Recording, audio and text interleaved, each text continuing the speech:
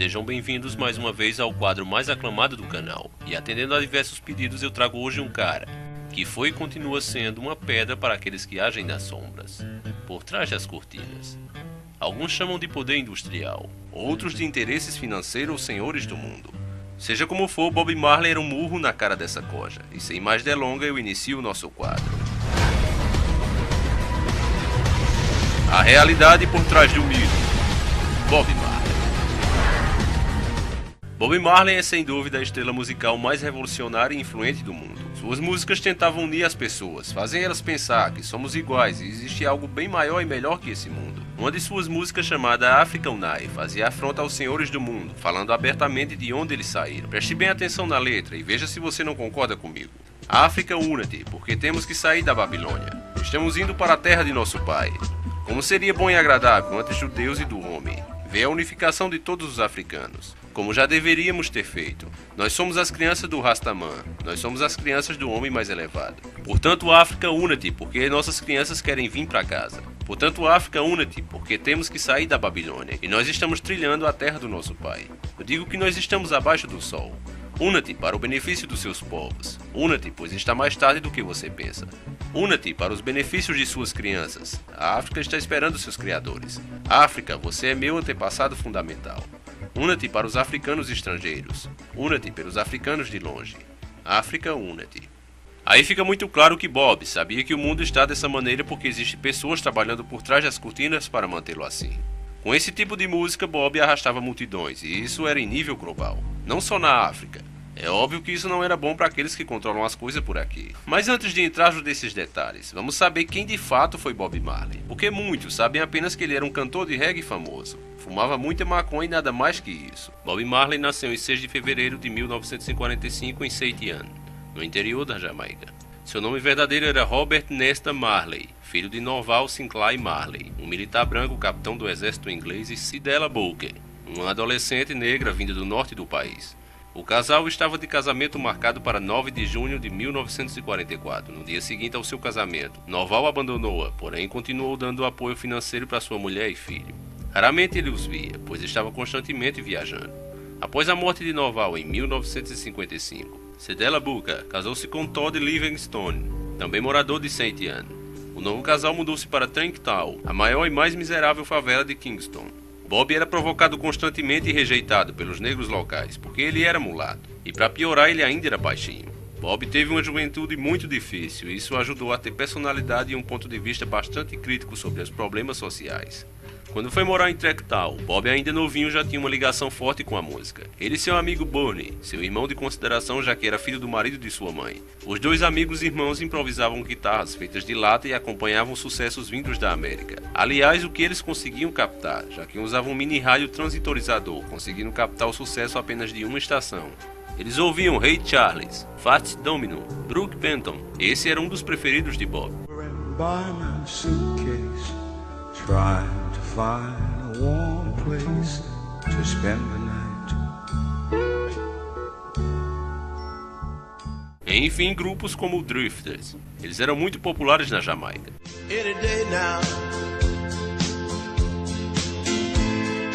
I will hear you say goodbye. Nesta época, a juventude jamaicana fervia com esta gama variada de R&B americanos. Mas ter um rádio transitor para captar a nova onda era um luxo. Por isso mesmo, nomes como Coxsey Dunn e Leslie King, entre outros, ficaram famosos por seu Sound System, um sistema de som. Aquelas combis parecidas com a do Scooby-Doo, equipada com aparelhagem suficiente para fazer a rapaziada se animar com os últimos sucessos chegados dos Estados Unidos nas ruas dos guetos.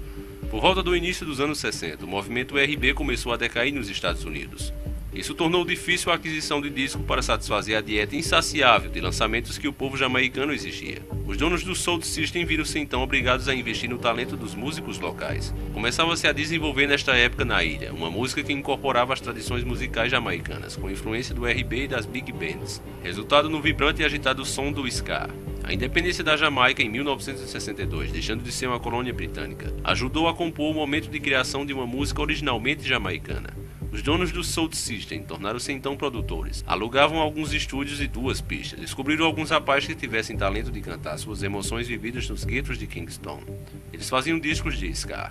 Quando Bob Marley deixou a escola aos 14 anos, ele arranjou um emprego de soldador, mas isso era só um migué para sua mãe parar de se preocupar que ele virasse um Rude Boy, como são conhecidos os delinquentes juvenis na Jamaica. O sucesso para Bob não veio fácil, mas aos poucos e com muita garra ele foi conquistando seu espaço. Em 1962, Bob fez uma audiência para o produtor Leslie Kong, que veio a publicar suas primeiras gravações. George Norte, composta por Bob Marley, foi a primeira. Apesar de as músicas gravadas não terem sido executadas nas rádios e chamado pouca atenção do público, só vieram confirmar a ambição de Marley de se tornar um cantor. No ano seguinte, Bob decidiu que o caminho a seguir seria uma banda. Juntou-se com seus amigos, Bubba Warley e Peter Tosh, para formar os Willingham Wailers. Escolheram este nome para a banda porque diziam: ao nascer no gueto, nasceu e lamentar. E o Wail significa lamentar. O novo grupo tinha um mentor, o percussionista Rastafari chamado Alvin Peterson. Esse cara apresentou os garotos para o produtor Cox Dodd. Isso tudo no verão de 1963. Cox não ouviu a banda e ficou satisfeito com o som do grupo. Ele resolveu gravá-los. Os William Williams finalizaram seu primeiro single Seymour Dell durante as últimas semanas de 1963. Já em janeiro do ano seguinte, era a primeira nas paradas jamaicanas e se manteve nessa posição durante os próximos 2 meses. A música jamaicana finalmente tinha uma identidade e alguém que falava a mais pura linguagem do gueto. Nos anos seguintes, a banda de Bob Marley colocou mais alguns hits na parada da ilha. Isso estabeleceu a popularidade do grupo, mas apesar do sucesso, as dificuldades econômicas que atravessaram fez com que Júnior e Kelson e Cherry Smith deixassem a banda. Além disso, a mãe de Bob havia se casado novamente e mudou-se para Delaware, nos Estados Unidos, onde economizou algum dinheiro para mandar a passagem de avião para o jovem Marley. Naquela altura, Bob com 20 anos, a intenção da mãe dele era que ele começasse uma nova vida. Antes de se mudar para a América do Norte, ele conheceu uma jovem chamada Rita Anderson e no dia 10 de fevereiro de 1966 casou-se com ela. A estadia de Bob Marley nos Estados Unidos teve vida curta. Ele só trabalhou lá o suficiente para financiar sua verdadeira ambição musical. Em outubro de 1966, Bob Marley, depois de 8 meses na América do Norte, retornou para a Jamaica. Este foi um período decisivo na sua formação, pois o imperador da Etiópia, Haile Selassie, havia feito uma visita de estado na Jamaica, em abril daquele ano. E durante o período em que Bob esteve fora, o movimento Rastafari ganhou uma nova vida nas ruas de Kingston. Marley começava cada vez mais a se aprofundar dentro do espírito e cultura Rastafari. Em 1967, a música de Bob já refletia a sua nova crença. Ao invés de cantar hinos para os Rude Boys, Marley começou a compor temas sociais e espirituais, o que se tornou sua marca registrada e maior legado. Enquanto estava na Europa, Bob assinou um contrato com a CBS, que naturalmente também era gravadora de Nash. No verão de 72, todos os integrantes da Wailers estavam em Londres, promovendo ostensivamente um single para a CBS, Reggae on Broadway. Mas assim como o filme de Nash, o projeto fracassou e os Wailers se viram em maus lençóis numa terra distante. Como última cartada na Europa naquele ano, Marley dirigiu-se ao estúdio da Island Records, em Londres, e perguntou se podia ver seu fundador, Chris Blackwell. Chris Blackwell era um jamaicano branco, descendente de ingleses, pertencente a uma rica e tradicional família da ilha. Ele havia fundado a Island Records, na Jamaica, ainda no final dos anos 50, e já estava envolvido com a cultura musical jamaicana, mesmo antes da época do ska. A companhia foi uma das pioneiras em exportar a música jamaicana para o mundo e na década de 60 se tornou a principal responsável pelo lançamento e divulgação da música da ilha do Reino Unido. Desde o ska passando pela rocksteady até o reggae, quando Bob fez seus primeiros passos dentro da Islândia em 1971, ele estava se conectando com a mais quente das gravadoras independentes da época. Blackwell sabia bem da reputação de Marley na ilha caribiana, tanto no lado no qual eram conhecidos como um bando de Rude Boys, quanto a de que eram de qualidade e fibra inigualáveis e que acima de tudo eram muito populares e respeitados, tanto na Jamaica como já na época em todo o Caribe. Foi oferecida ao grupo uma oferta de confiança, onde Chris Blackwell, o contratante, dava um adiantamento de 4.000 libras, o equivalente aproximadamente a $8.000, mais uma carta branca para eles irem para a Jamaica e produzirem um material para o primeiro álbum do Tel Wireless na Island Records. Pela primeira vez, uma banda de reggae tinha esse tipo de tratamento, comparável aos seus contemporâneos do rock and roll, com acesso ao mais alto nível de gravação. Antes disso, considerava-se que reggae só vendia discos singles ou coletâneas de baixo custo. Blackwell foi advertido por várias pessoas a não confiar tanto assim nos garotos e que possivelmente eles sumiriam com o dinheiro, sem que ele visse resultado nenhum de gravação. Depois de alguns meses, os Wailers estavam de volta a Londres, com o material que haviam gravado no estúdio da Island em Kingston. Para tornar o material mais agradável aos ouvidos do público internacional, foram acrescentadas gravações originais, solos de guitarra e linha de teclados executados por músicos ingleses. A estratégia de Black Will consistia em lançar os Wales como uma nova banda de rock, composta por negros jamaicanos. O resultado disso foi um álbum Catch a Fire, com uma sugestiva embalagem em forma de isqueiro, de onde se retira o vinil abrindo a tampa. O disco foi pesadamente promovido, iniciando a partir daí a escalada internacional do sucesso e o reconhecimento de Bob Marley pelo mundo todo. A cadência de Marley, ainda aliada às suas letras de paz, protesto e engajamento social, contrastavam completamente com o que rolava no cenário do rock da época. Enquanto o rock tradicional alienava as pessoas, as músicas de Bob conscientizavam, e isso desagradou muitos dos poderosos da época. A gravadora decidiu que os Wales deveriam excursionar fazendo shows tanto no Reino Unido como também nos Estados Unidos, de uma nova completa novidade para uma banda de reggae. A banda então embarcou numa execução pela Europa, o que solidificou ainda mais em suas performances ao vivo. Depois de 3 meses, voltaram a Jamaica e Bernie, decepcionado com a vida na estrada e pouco dinheiro que ganhavam, recusou-se a participar da turnê pelos Estados Unidos. Ele foi então substituído por Joey Higgins, o mestre musical do ainda adolescentes Wales. Nos tempos de Tracktown, nos Estados Unidos, Bob Marley e seus parceiros lotaram alguns clubes noturnos e abriram shows para outros artistas. A repercussão da banda em uma turnê andava tão bem que foram arranjadas 17 datas para os Wales e abriram os shows de Sly The Family Stone, na época a maior banda de black music da América. Depois de abrir 4 shows para Sly, Bob Marley e sua banda foram retirados da turnê. Isso porque Bob destacava-se mais do que a banda que deveria ser a atração principal. Por pura inveja e despeito, os caras terminaram tirando Bob. O primeiro sinal da projeção de Bob Marley como astro internacional viria através de um presente de Chris Blackwell para o proeminente novo artista. Logo após o impacto do álbum no mercado europeu, Blackwell entregou a Marley as chaves da Island House, uma imponente mansão situada na parte rica de Kingston, inclusive muito próximo à sede do governo, que ficava rua abaixo com seus imensos jardins. Em pouco tempo, a nova casa de Marley tornou-se um núcleo de criação e uma espécie de comunidade, com acesso livre para toda a família, amigos do gueto, rastas, namoradas de uns e outros, músicos, jornalistas, estrangeiros e mais alguns outros que eventualmente apareciam para jogar o famoso futebol de fim de tarde no estacionamento da casa. Bob Marley era um cara muito gente fina, como todos os amigos e familiares relatam. Ele dava dinheiro e comida para pessoas que vinham da favela pedir. Era comum formar filas de mulheres com bebês, crianças jovens e até mesmo homens que queriam começar um pequeno negócio. Tudo isso na porta da casa do músico. Agora eu quero que você imagine o tipo de pessoa que Bob era, como ele era diferente da sua vizinhança. Tinha uma sede do governo logo abaixo da casa dele. Era lá que essas pessoas deveriam pedir ajuda. No entanto, como o povo sabia que eles jamais ajudariam, era a casa de Bob que eles procuravam ajuda, uma mansão particular. Acho que isso ficava lindo para o governo. Por causa dessas atitudes, celebridades como Paul McCartney, Mick Jagger, nome feio da desgraça, começavam a admirar um cara com um nome desse. Eu até imagino quando ele era criança o pai chamando ele. Mick Jagger Jr., rapaz, meu filho. Pra que esses gritos, menino? Você é doido? O que meu filho tá fazendo acordado numa hora dessa? Me fala. Começavam a admirar o ascendente trabalho do jamaicano. O lendário Eric Clapton ressurgiu regravando essa música. I shot the sheriff, but I did not shoot the deputy. Era uma música de Marley, versão que atingiu os primeiros lugares nas paradas. Colocou o guitarrista inglês novamente no cenário musical e ajudou a alavancar ainda mais a carreira de Bob Marley. Em outubro de 1974, Nate Dread foi lançado graças ao sucesso da faixa No Woman, No Cry, que atingiu o primeiro lugar nas paradas inglesas. Essa aí vocês com certeza devem conhecer. É essa daqui, ó.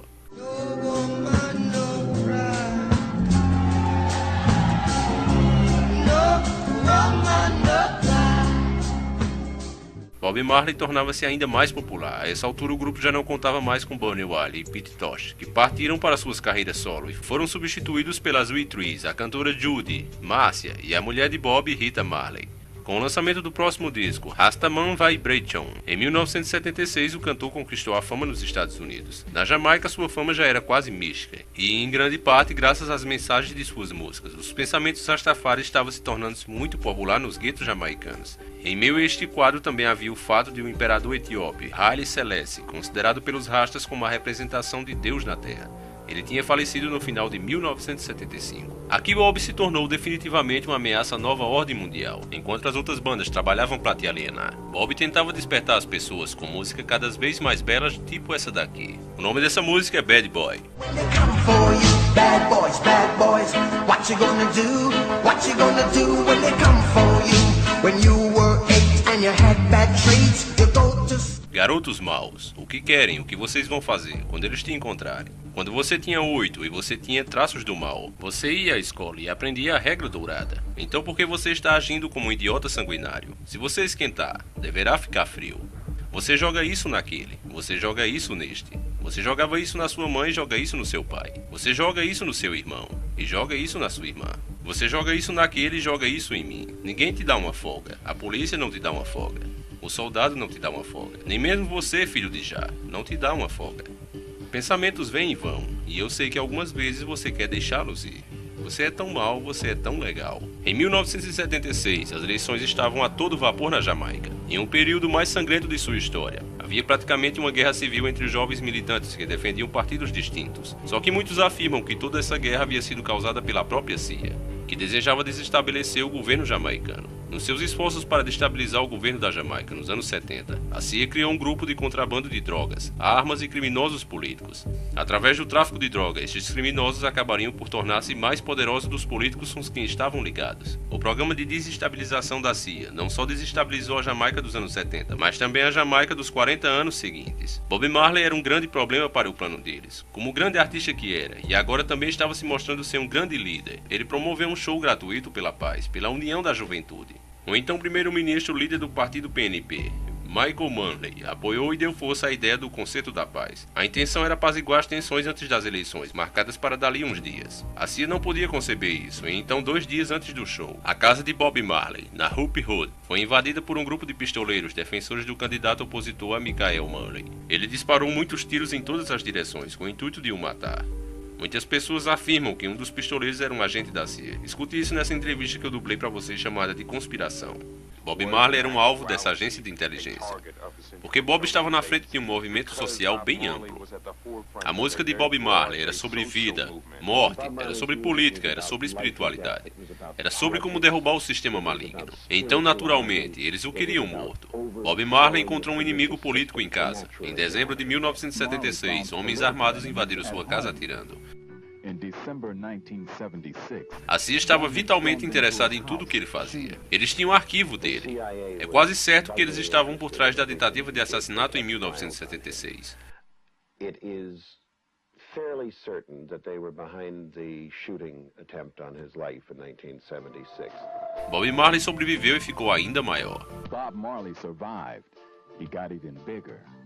Eu sei que alguns vão perguntar, mas encarando como dá para realmente ter certeza que os pistoleiros eram da CIA? Bom, a arma usada para a tentativa de assassinato não era a arma que um maconheiro revoltado podia ter. Eram 3 homens, e um deles tinha 2 armas semiautomáticas, muito comum entre os agentes da CIA.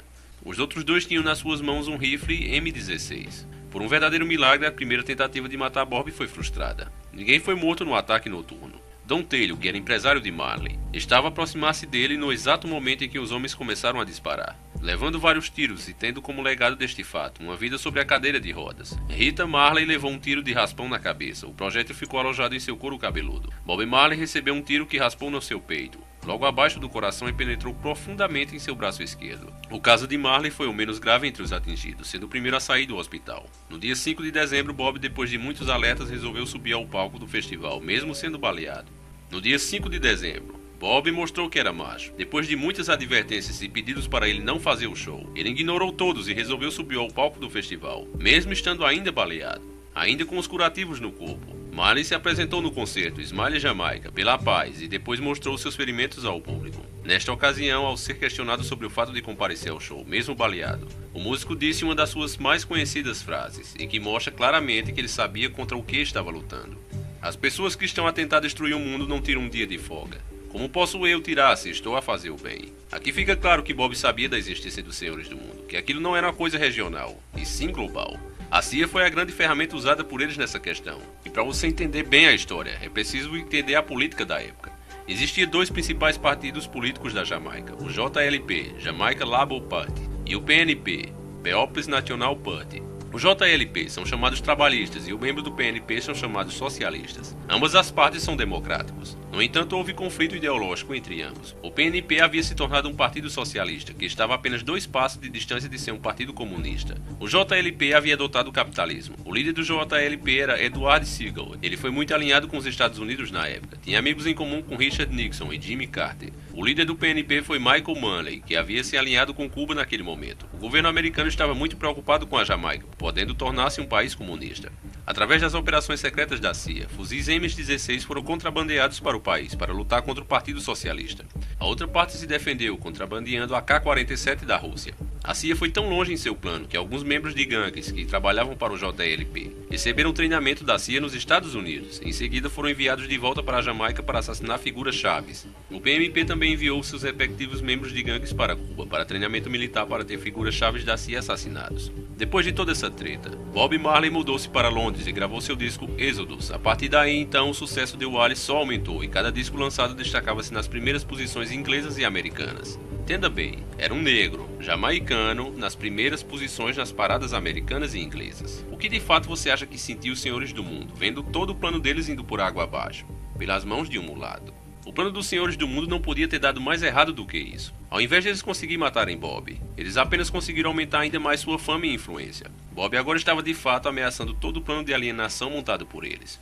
Em 1978, Bob voltou a morar na Jamaica. O músico resolveu conceder um concerto gratuito em Kingston para comemorar o seu retorno, no dia 22 de abril de 1978. E Bob Marley e The Wailers apresentaram-se no Estádio Nacional de Kingston, no famoso One Love and Peace concerto. Neste show, Marley chamou ao palco o então primeiro-ministro jamaicano Michael Manley, líder do partido PNP, e Eduardo Seagal, líder do partido de oposição, para que eles dessem as mãos e fizessem um juramento de paz. A multidão que assistiu o concerto foi à loucura. Com essa atitude, Bob mostrava ao mundo que não se trata de A ou B governar. É preciso união entre todos, ou não importa quem esteja no governo, o resultado é o mesmo, porque estão debaixo de corrupção e desordem. E que tudo isso é planejado pelos senhores do mundo. Assim eles podem manipular elas como bem entendem. Bob, com suas músicas e suas belas atitudes, estava mostrando essa verdade. Um ditado que sempre escutamos e pensamos se tratar de compartilhar é dividir para conquistar. Muitas pessoas acham que esse ditado quer dizer compartilhar para conquistar, mas na verdade é um ditado criado pelos senhores do mundo. Eles dizem dividir as pessoas entre elas mesmas, fazer pequenos grupos dentro de uma sociedade, dividir para assim conquistar, porque uma sociedade desunida, dividida, é mais fácil de se manipular. Você faz as alianças com a tribo A e B, que são as maiores, e assim vai conquistando as menores por ali. Isso sempre foi uma estratégia dos senhores do mundo, muito usada inclusive pelo Império Romano, e vem sendo usada até os dias de hoje. Em 1979, Bob Marley e The Wailers lançaram seu álbum mais politizado de todos, Survival. Esse disco tinha como tema nas suas músicas os problemas sociais e políticos pelos quais o continente africano passava, como guerras, fome e o domínio branco. Passava e passa até hoje. Neste álbum foi lançada a música Zimbabwe, uma música de apoio a rebeldes negros da Rodésia que estavam prestes a conquistar sua independência do domínio branco, criando o estado de Zimbabwe. Africa unite, 'cause we're moving right out of Babylon, and we're going. Africa Unite, também uma música clássica deste álbum, que mistura assuntos da fé Rastafari com a situação social dos africanos. Este disco, de tão influente que era, chegou a ser censurado pelo regime apartheid na África do Sul, mas por sua vez a África era o único continente em que o grupo ainda não se havia apresentado. Porém, em 1988, após terem apresentado no início do ano do Gabão, Bob Marley e sua banda foram convidados a se apresentar na cerimônia de independência da Zimbabwe. Bob Marley apresentou-se em 18 e 19 de abril nas festas da independência, em Harare e no Zimbabwe. Em 1980 foi lançado o Prize, sucesso instantâneo no mundo inteiro, com hits como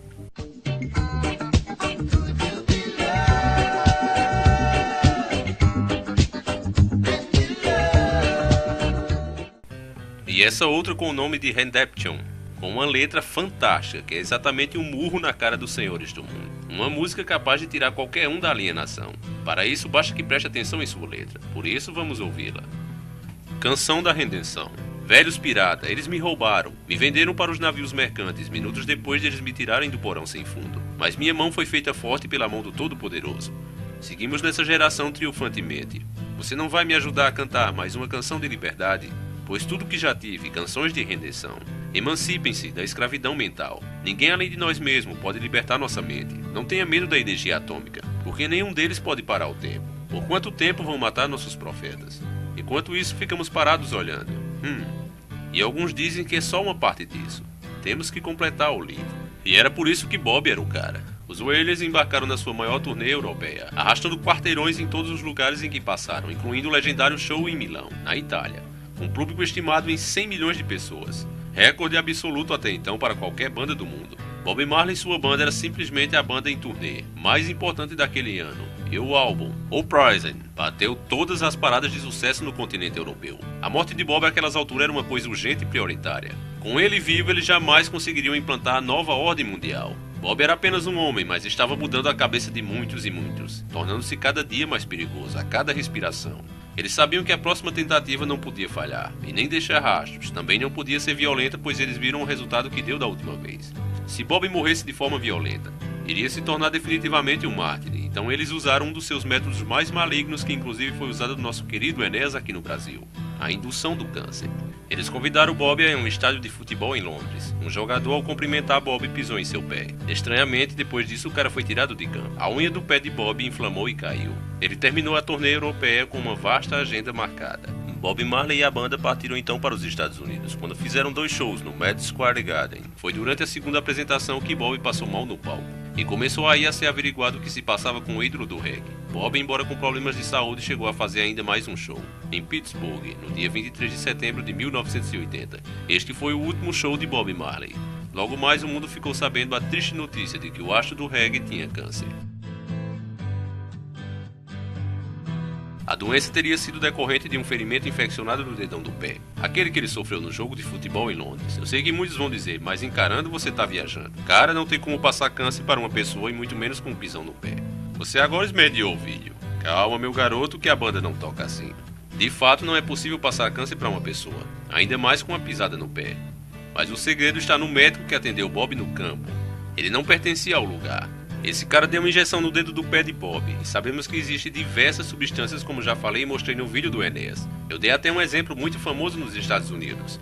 Eu posso fazer você desenvolver o câncer e morrer em menos de 1 ano, te dando até um copo de água. É uma coisa muito simples de se fazer.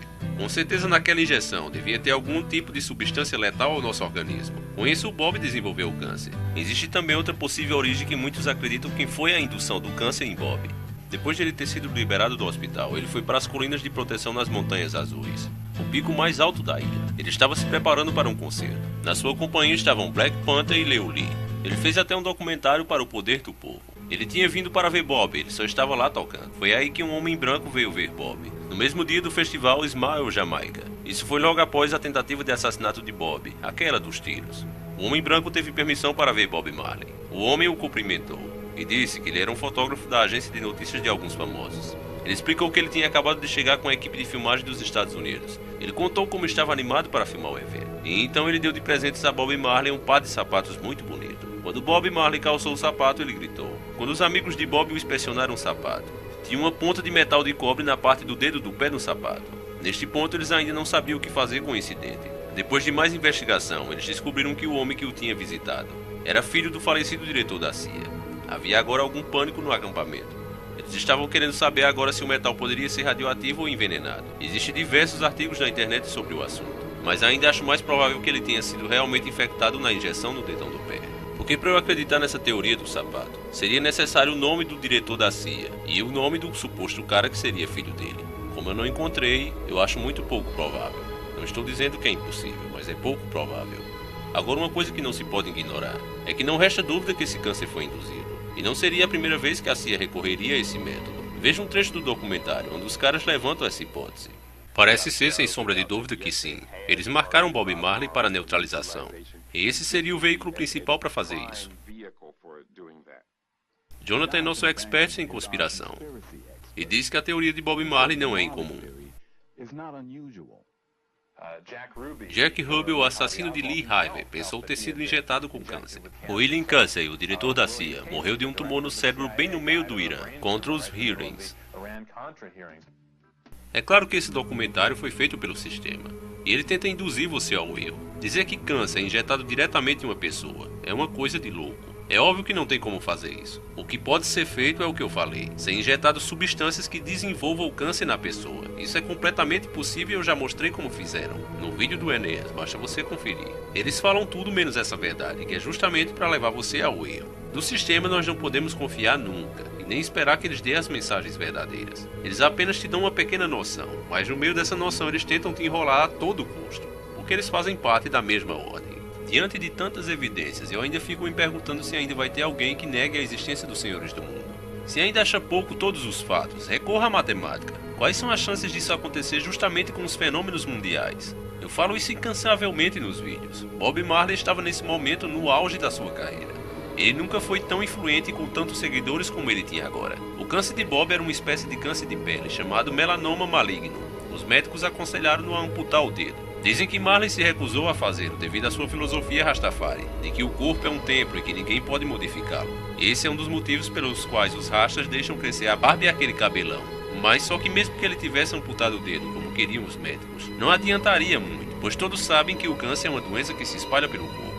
E o de Bob já estava se espalhando para seus órgãos, como o cérebro, o pulmão e o estômago. Ele não era idiota e sabia que não adiantaria nada arrancar o dedo. Durante 8 meses buscando tratamento na clínica de Dr. Joseph Issels, na Alemanha, no final de 1980 e no início de 1981, durante algum tempo, o estado de Bob Marley parecia ter se estabilizado com o tratamento naturalista do doutor alemão. Mas isso até maio de 1981, quando o doutor anuncia que nada mais poderia ser feito. Bob Marley, já abatido pela doença, resolveu retornar para sua casa na Jamaica para passar seus últimos dias juntos à família e amigos. Ele não conseguiu completar a viagem, tendo que ser internado em um hospital de Miami. A sua mãe segurava suas mãos aos prantos, enquanto Bob a consolava pedindo que secasse as lágrimas. As últimas palavras de Bob foram exatamente essas: "Mãezinha, não chores, eu vou à frente para preparar um lugar." Ele faleceu pouco antes do meio-dia, por volta das 11 horas do dia 11 de maio de 1981, menos de 40 horas depois de deixar a Alemanha. E aí você vai me dizer que a data de 11 de maio, às 11 horas, é só uma coincidência? Vocês sabem muito bem que essas datas têm um valor religioso para esses vermes que controlam esse mundo. Vocês estão ligados nisso.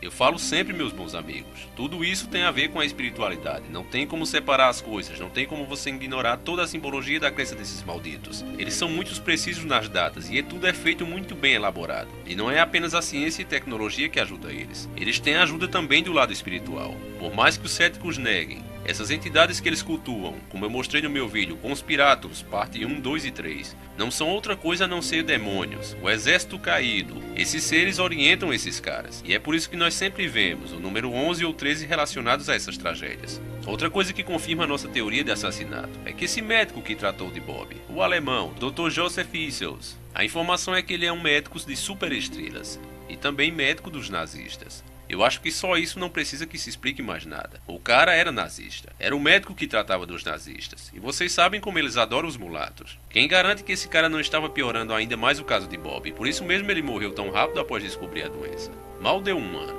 Bob foi sem dúvida uma grande perda para a humanidade. Morreu jovem demais com seus 36 anos, quando estava prestes de fato a mudar as coisas, voltando-se para a política e incentivando com força total as pessoas a pararem de agir como gado. Ele estava conscientizando as pessoas a parar com essa coisa de meu lado e seu lado, minha tribo, sua tribo. Como nessa foto aqui, e nós sabemos que um desses camaradas estava envolvido na tentativa de assassinato de Bob. Mesmo assim, ele pegou na mão do cara e tratou como um igual, como um semelhante, porque ele sabia que tinha que mudar esse pensamento das pessoas. Afinal, nós somos uma porra só.